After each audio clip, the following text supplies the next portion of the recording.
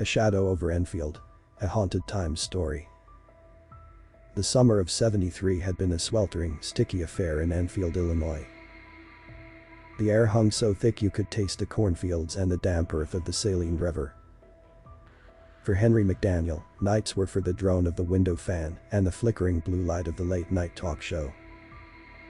It was a predictable rhythm, a comfort against the vast, silent darkness that pressed in on his small home. The rhythm broke on the night of April 25th. It wasn't a loud noise that first pricked his attention, but a quiet one that didn't belong. A dry, rhythmic scratching against the screen of his front door. It sounded like a dog, maybe a stray, but there was a wrongness to the sound, a deliberate patient quality that made the hair on Henry's arm stand up. He muted the television, plunging the room into a silence broken only by the hum of the refrigerator and that damnable scratching.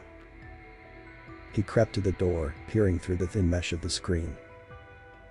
What he saw would burn itself onto the back of his eyelids for the rest of his life.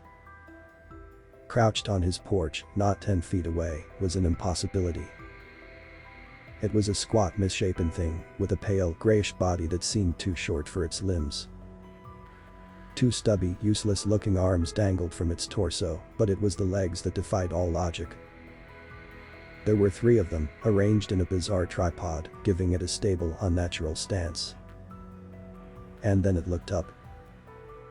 2 eyes, vast and perfectly round, ignited in the gloom. They weren't reflecting the dim porch light. They were the light, glowing with an internal feverish pink. They were as big as the lenses of a flashlight, and they stared right through the screen, right through the door, and into Henry McDaniel himself. A cold, alien intelligence assessed him from the darkness. Henry stumbled back, his heart a frantic drum against his ribs. He fumbled for the old .22 rifle he kept by the door, his hands shaking. He returned, aimed, and fired. The crack of the shot was deafening. The creature let out a sound like a furious guttural hiss and leaped. It didn't run or scurry. It launched itself, covering 75 feet in what seemed like 3 impossible bounds, vanishing into the tangled brush by the railroad tracks. When Sheriff Roy Pevash and his deputies arrived, they found Henry pale and trembling, still clutching the rifle. They might have dismissed it as a night terror or too much cheap whiskey, but the evidence was undeniable. The door screen was shredded, with long, deep scratches gouged into the aluminum frame. And in the soft dirt of the yard, they found the footprints. They were vaguely canine, but with one chilling distinction.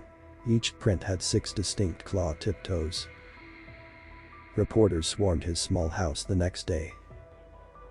Henry, weary and hollow-eyed, gave them the facts as he knew them. It had 3 legs on it, a short body, 2 little short arms, and 2 pink eyes as big as flashlights, he stated, his voice flat with conviction. He looked past the cameras and microphones, out toward the railroad tracks where the thing had disappeared. A grim certainty settled over him.